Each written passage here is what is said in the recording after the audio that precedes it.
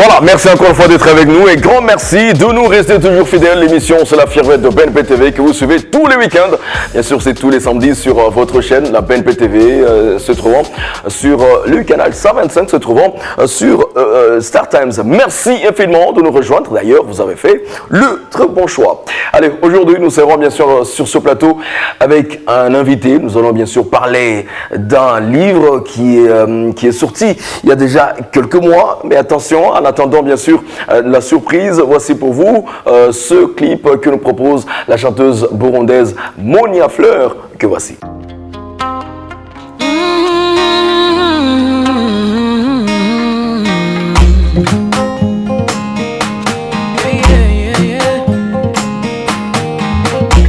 Nous sommes FBTV au service de notre nation.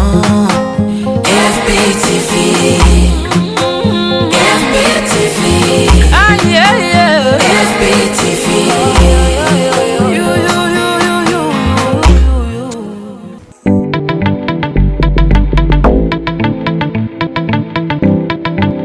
Voilà, c'était bien sûr Monia Fleur qui nous présentait le titre Sana, espérant bien sûr que vous avez kiffé.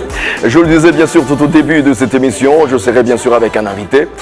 Et attention, il est plutôt l'attaché de presse du chanteur et auteur Félicien Nsengiyumva Minani, dit Femi de Jaba. Il n'est pas avec nous aujourd'hui sur ce plateau, mais attention, il est représenté, comme je le disais, par Déo, bien sûr, qui est donc son attaché de presse. Et aujourd'hui, sans doute, nous allons parler de ce livre, Les affres de l'exil au service de ma nation. C'est sans doute l'un des livres aujourd'hui beaucoup plus lu et d'ailleurs vendu aussi, acheté, on va le dire ainsi. Bonjour et bienvenue, Déo. Bonjour, monsieur Yann. Oui. Merci beaucoup pour votre accueil, pour votre chaleureux accueil. Merci. On va entrer en détail du contenu de ce livre. Merci beaucoup. Justement, du contenu de ce livre, Les affres de l'exil au service de ma nation, écrit bien sûr par Félicien Nsengiyumva Minani. C'est une histoire, d'ailleurs, c'est un livre qui raconte clairement son histoire. En attendant justement d'entrer dans le vif même de ce livre, qui est l'auteur en soi? Quel est le contenu du livre en quelques mots? L'auteur Félicien Minani Nsengiyumva, alias Femi de Jaba, fils de Bamvunumuti Marjan, c'est d'où est venu le Femi de Jaba là. Femi, c'est Félicien Minani, fils de Jaba, de Bamvunumuti Marjan. Il est musicien, auteur, compositeur. Il est ingénieur de son parce que de formation.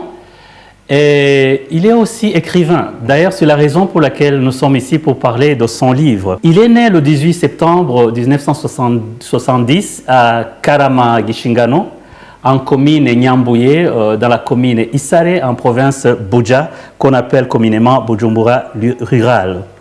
Félicien Minani est un 8e enfant de son père et sa mère. Il est unique fils de son père et sa mère. Il est 8e enfant de son père. Et sa mère était la 8e femme de son père. D'accord. Son père était plus que polygame. Il avait plusieurs femmes. Et la maman de Félicien était la 8e épouse. Si je peux poursuivre un peu, son enfance fut malheureuse à cause de cette multitude. Il était entouré de multitudes de demi-frères et de multitudes de marâtres, alors il était vraiment malheureux. Et puis aussi, je ne dois pas ne pas dire qu'il a été séparé de ses parents, de sa mère à 4 ans, et par le divorce, quand son père a divorcé de sa mère. Et cela a rendu sa vie scolaire très perturbée, parce que, ça je tiens à le dire, il a appelé sa vie scolaire en tourisme scolaire, parce qu'il a été obligé de fréquenter 4 établissements à l'école primaire seulement, et 5 établissements à l'école secondaire. Il a passé des temps records dans certaines écoles. Par exemple, il a passé des jours dans une école secondaire, au lycée du Saint-Esprit. Alors ça, je ne pouvais pas ne pas en parler. Et aussi, bon, après l'école secondaire quand même, sa vie scolaire a été un peu plus stable parce qu'il s'est réfugié à Kinshasa où il a fait une académie de musique et de communication.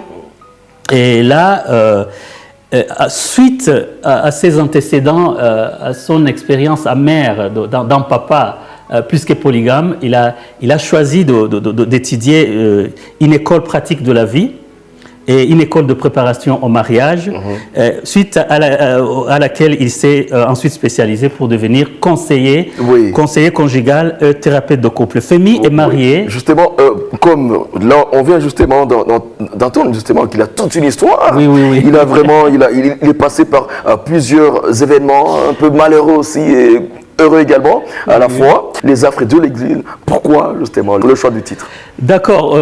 Le choix du titre. D'abord, disons que son œuvre est une invitation à contempler la vie du bon côté, quelles que soient les circonstances. C'est un appel à transformer les défis en opportunités. Alors, sa vie étalée dans son roman biographique montre que dans chaque instant de souffrance que nous subissons chaque jour, il y a un bonheur caché dans un lendemain meilleur. C'est un voyage à travers une partie de l'histoire du Burundi où de l'obscurité, une lueur d'espoir qui nous rappelle que la vie ne s'arrête pas tant qu'on est en vie, que la vie de réfugié n'est pas une fatalité, que l'on peut renaître de ses cendres après une vie de misère, qu'il suffit de faire confiance en Dieu et de rester courageux, qu'en fin de compte, les situations difficiles sont une école de la vie. Parce que quand on est positif et quand on est optimiste, on peut toujours tirer quelque chose de bon. Oui. On dit en français, à chaque chose, malheur est bon. Voilà, on est entré dans le titre, alors, le pourquoi les affres de l'exil au service de ma nation. Vu sous cet angle, tous les affres de l'exil. Ok. Je pense que, tu vois, les affres de l'exil, c'est les souffrances qu'il a vécues pendant l'exil. Et il les a transformées en opportunités pour servir son pays. On le verra plus tard. On le dira justement plus tard, tout au long de cette émission. Je suis toujours avec Déo, qui est donc l'attaché de presse de Femi de Djama, qui est venu nous parler aujourd'hui du livre Les affres de l'exil au service de ma nation. Comment est-ce que les affres de l'exil peuvent-ils servir une nation? Quand on est positif et optimiste, on peut toujours tirer quelque chose de bon dans tout ce qui est mauvais. C'est là où on dit en français que à chaque chose, malheur est bon. Malheur est bon. Alors, vu sous cet angle, tous les affres de l'exil peuvent servir une nation. Le titre Les affres de l'exil au service de ma nation est né de la réalité de sa vie et de son expérience. Il s'est alors engagé à transformer ses souffrances et ses défis de l'exil en capital et en opportunité. Et d'abord pour lui-même, puis pour toute la nation. Par exemple, là, il m'a demandé de donner cet exemple, comment, de ces affres, il est né quelque chose de bon pour servir la nation. La mort horrible de sa chère maman, qui a été fusillée puis décapitée. Quand il a appris la nouvelle, tout ce qu'il a fait, il s'est mis à écrire une chanson.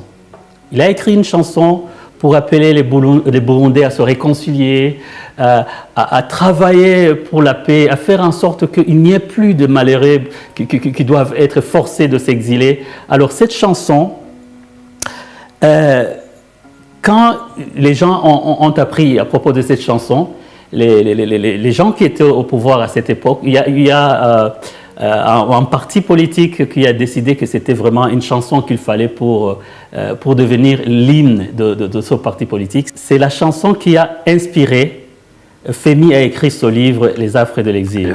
Ceci, en plus d'autres projets qui sont nés de son exil, ça montre que de ces affres, il est né beaucoup de bonnes choses pour la nation. Oui, beaucoup de bonnes choses. Et est-ce que, voilà, le livre est en français pour le moment? Est-ce que vous comptez traduire cette œuvre en Kirundi pour peut-être toucher la majorité du public, voire même en Swahili, pourquoi pas? Oui, on ne compte pas seulement le faire. Femi a déjà traduit ce livre en Kirundi. mais c'est encore entre les mains des experts vu la complexité du Kirundi. Il a dit qu'il doit faire attention, que les experts doivent suivre la traduction. Il a déjà traduit le livre en norvégien. Et c'est aussi entre les mains, c'est en train d'être analysé par des experts de la langue norvégienne. Et il compte traduire le livre dans d'autres langues et il a beaucoup d'opportunités. Par exemple, il est invité dans un festival international des livres à Paris l'année prochaine, en France. C'est un événement grandiose qui réunit beaucoup de maisons d'édition qui sont à la recherche de nouveaux livres à traduire dans de nouvelles langues.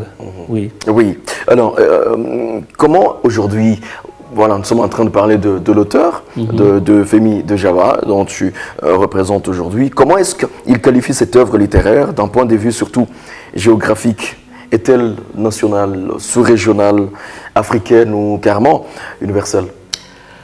Bon, son œuvre, il le qualifie d'international. Il le qualifie d'international parce que même s'il est né du Burundi, il a voyagé un peu partout. Et puis aussi, maintenant, une occasion lui a été donnée de présenter ce livre comme international parce que c'est un livre qui a été publié par une maison qui s'appelle Europe Livre. Oui. C'est une maison qui travaille avec 8 maisons européennes et qui présente ses livres à plus de 60 000 maisons d'édition.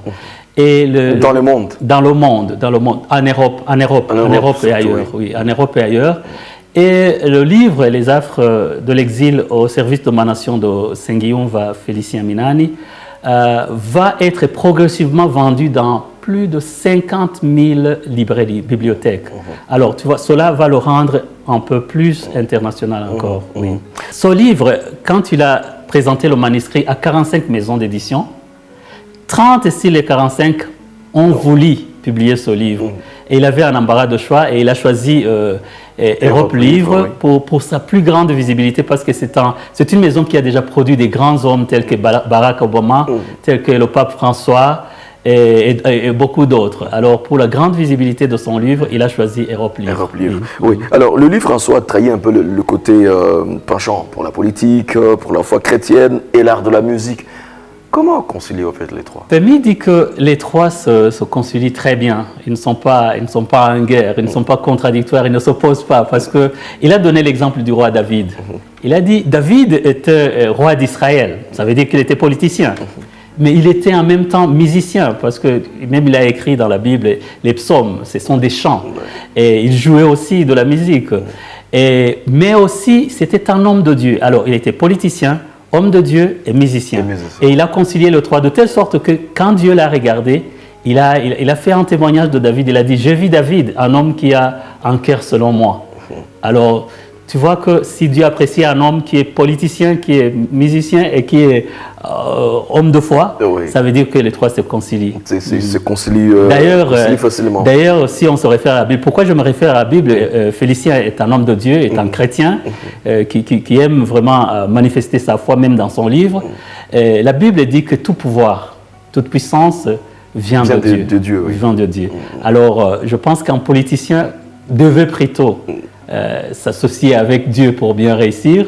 Et la musique va servir à véhiculer les idées, l'idéologie. Tu vois par exemple les meetings, pendant les meetings de propagande, c'est la musique qui véhicule les idées des politiciens et les pensées. Les gens n'aiment pas écouter beaucoup de paroles, mais ils écoutent la musique. Oui. Voilà. Le message passe plus facilement. Alors, quelles sont justement les leçons à tirer de la vie de l'auteur qui peuvent aujourd'hui enseigner à tous ceux qui ont traversé des épreuves similaires à lui? Bon, les leçons, il y en a nombreux, ils sont nombreux. Par exemple, je l'ai déjà dit, il y a un proverbe français qui dit qu'à chaque chose, malheur est bon. Ça, c'est la première leçon. Il faut savoir que dans tout ce qui est noir, la lumière peut jaillir. Alors, une autre leçon, c'est basé sur un verset biblique qui dit que ne te laisse pas vaincre par le mal, mais surmonte le mal par le bien. Alors, ça, c'est la vie de Félicien qui nous apprend à être patient, à avoir la foi en Dieu à garder l'espoir, à être résilient, à avoir la persévérance et le courage, à transformer le mal en bien, les défis en opportunités, à rester positif et optimiste, à être un modèle d'amour et de pardon et en continuant à faire du bien malgré tout et essayer de cohabiter avec tout le monde. Avec tout le monde, oui. So, en concluant avec ces leçons, je dirais que ce livre, pour moi, c'est une mine d'or pour des changements positifs dans tous les domaines. Mine d'or, sans doute, très chers amis téléspectateurs. Écoutez, où est-ce qu'on peut retrouver le livre aujourd'hui? Bon, il est en vente déjà à Bujumbura. Ce livre, il est en vente à Bujumbura, oui. Au siège de la radio RTBB, Radio-Télévision Burundi Bwiza, qui est aussi Femi Dojaba, oui. Burundi TV, à Kamenge.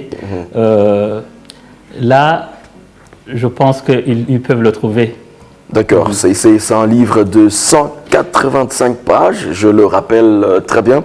Alors, le Burundi aujourd'hui vient d'adopter la vision 2040-2060 pour son développement plutôt émergent. Un Burundi plutôt développé en 2060. Comment le livre peut-il aujourd'hui y contribuer au fait?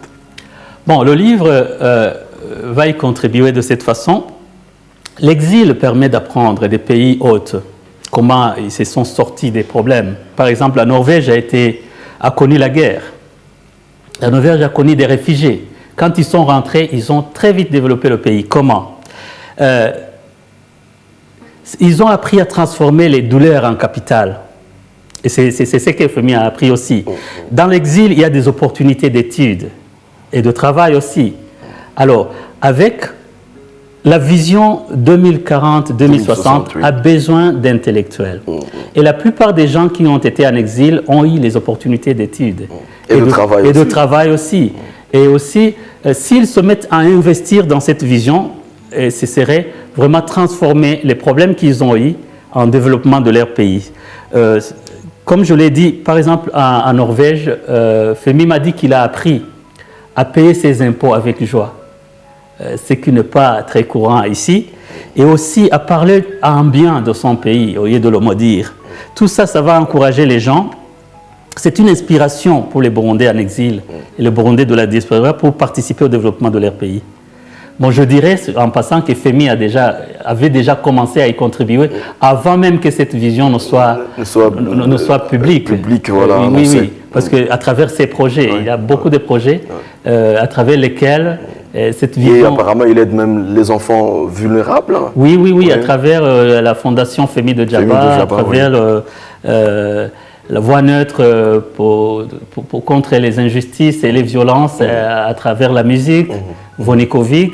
Là, ce sont des projets, il y a beaucoup de projets, projet Miss Inakaranga, oui, qui mettent en valeur une minorité de la population qui était oubliée des Batwa. Grâce d'ailleurs à cette initiative, il y a une année ou 2 ans de cela, on a vu quand même aussi la Miss Popularity, qui faisait partie des 3 premières carrément de Miss Burundi. Qui était une motoire. Ça, c'est grâce au projet Miss Inakaranga. Oui, justement. Et beaucoup d'autres projets qui montrent qu'il est déjà dans la vision depuis un certain temps. Oui. Alors, pensez-vous que si tous les réfugiés aujourd'hui exilés du monde entier, justement, pouvaient avoir accès à ce livre, cela changerait peut-être leur perspective d'avenir?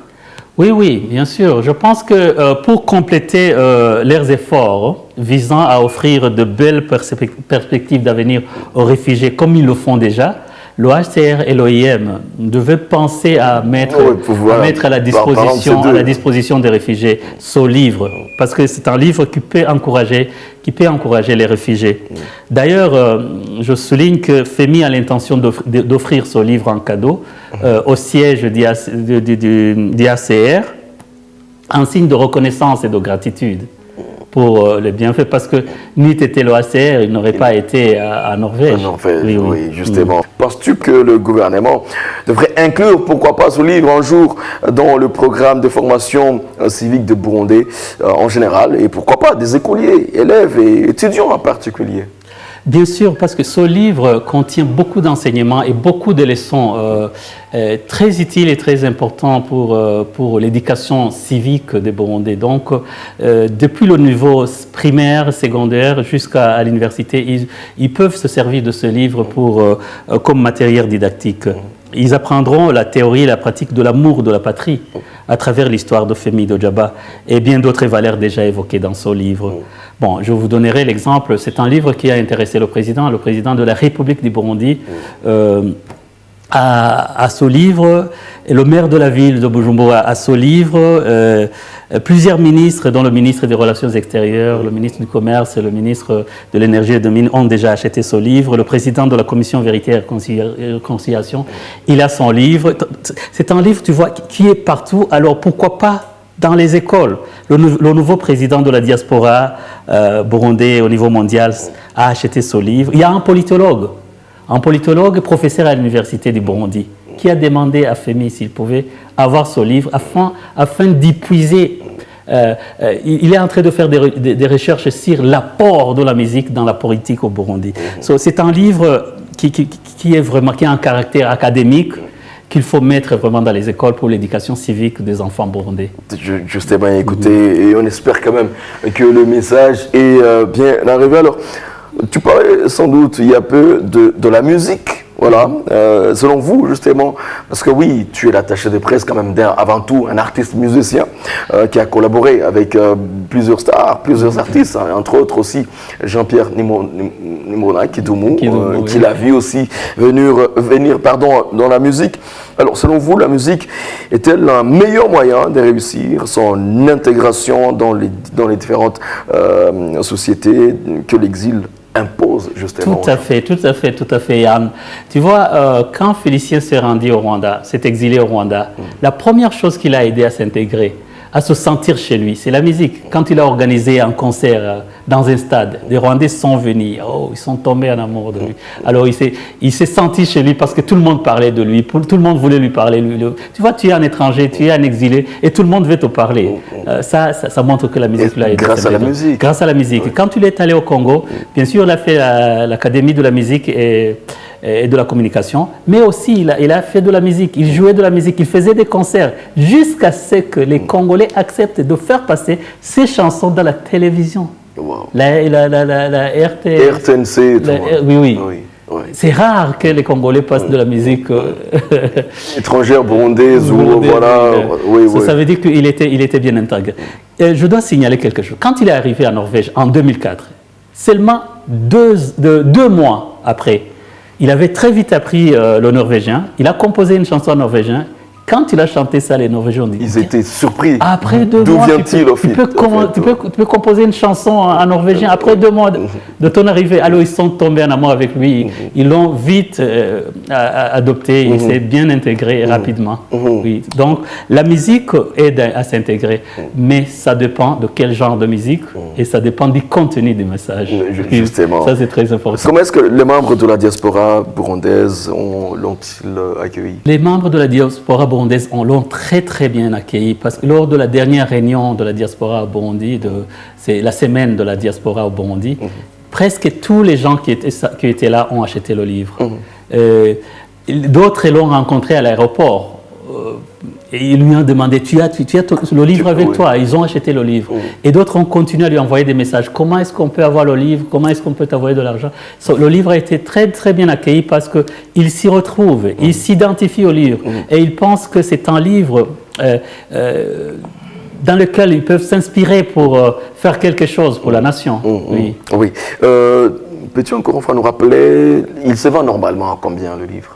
Le livre se vend à 100 000 francs. 100 000 francs burundais. Oui. Voilà. Et vous ne trouvez pas que c'est un peu cher par rapport à la vie des Burundais? Par rapport à la vie des Burundais, je suis d'accord avec toi. Je suis d'accord avec toi, c'est apparemment cher. Mais par rapport au coût de la production et par rapport à la valeur des livres, c'est vraiment rien. Oui. Alors, pensez-vous aussi que toutes les ethnies peuvent aussi facilement se retrouver dans le livre? Oui, parce que tu vois, le livre Les Astres de l'exil, c'est une histoire d'abord de toutes ces personnes-là qui ont évolué dans un contexte de guerre, et la guerre qui les ont forcés à fuir leur pays. Alors c'est un livre qui est écrit pour tout le monde, parce que tout le monde a connu d'une manière ou d'une autre les affres de la guerre et les affres de l'exil. Et puis quand tu regardes la chanson qui est née de ces affres-là, le contenu, c'est une invitation à la paix, à la réconciliation, et tout le monde a besoin de ces valeurs, oui. Tu vois, alors, je pense que tout le monde peut se retrouver dans son livre, ethnie confondue, partis politiques confondus. Voilà, très bien. Voilà, aujourd'hui, tu es Déo, tu es attaché de presse d'un auteur, écrivain également. C'est quoi le secret pour écrire, n'est-ce pas, un bon livre comme... Bon, je pense... Voilà, ça fait déjà un moment que tu es un attaché de presse d'un écrivain, selon toi? D'accord. Si on reste dans le cadre du livre de Félicien Minani Sengiumva, je pense que le secret d'écrire un bon livre, c'est sortir le vécu, l'expérience, partager ce que tu as vécu, pas une histoire que tu imagines. Et une histoire où tout le monde peut se retrouver, où tout le monde peut dire oui, ça, on a vécu, ça, on connaît. Alors, il a vécu tout ce qu'il a écrit dans son livre et il a montré clairement que de zéro, de presque zéro, il est devenu maintenant quelqu'un qui est en train de servir sa nation à une très grande dimension. Le secret, c'est la réalité. C'est la réalité. Pareil, raconter justement. L'expérience. Et aussi vouloir faire quelque chose, vouloir laisser un héritage derrière soi, avoir cette soif, cette volonté de vouloir laisser un héritage. Et c'est quoi le projet après, la suite? Ok, la suite, à part traduire ce livre dans plusieurs autres langues, l'auteur a des projets d'en faire un film. Là, ça peut encore être très intéressant, parce que même avoir la couverture du livre en soi, ça interpelle, en fait, ça te parle directement. Et quand alors il s'agit d'un film, c'est encore très intéressant. Il a beaucoup d'images qu'il a gardées de l'époque, de l'exil, tout ça. Beaucoup d'images, beaucoup de vidéos qui peuvent servir quand lors de la production de ce film. D'accord. Écoutez, Déo, pour nous, c'était un grand plaisir d'être avec toi sur ce plateau pour nous parler de ce livre, Les affres de l'exil au service de ma nation. Je le rappelle, qu'il est sorti, qu'il a été bien sûr écrit par Femi de Jabra, c'est ça? Oui. Écoutez, Déo, pardon, peut-être un mot pour avant de terminer l'émission, qu'est-ce qui peut vraiment attirer le téléspectateur qui est en train de regarder acheter le livre? Bon, c'est d'abord un livre, dès que tu commences à le lire, tu entres dans l'histoire, tu ne restes pas en dehors de l'histoire. Et aussi, au fur et à mesure que tu le lis, tu vois un homme sortir de ses cendres pour renaître, quelqu'un qui sort de l'obscurité pour entrer dans une lumière. Et tu peux t'identifier facilement et te dire, peu importe les circonstances dans lesquelles je suis, je peux. Un jour ça ira. Un jour ça ira. Ouais. Ça invite au positivisme, ça invite à l'optimisme.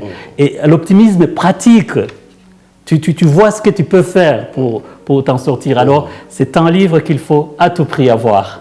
C'est un livre qu'il faut à tout prix avoir, très chers amis, Les affres de l'exil au service de ma nation. Merci beaucoup, Déo. Merci à vous.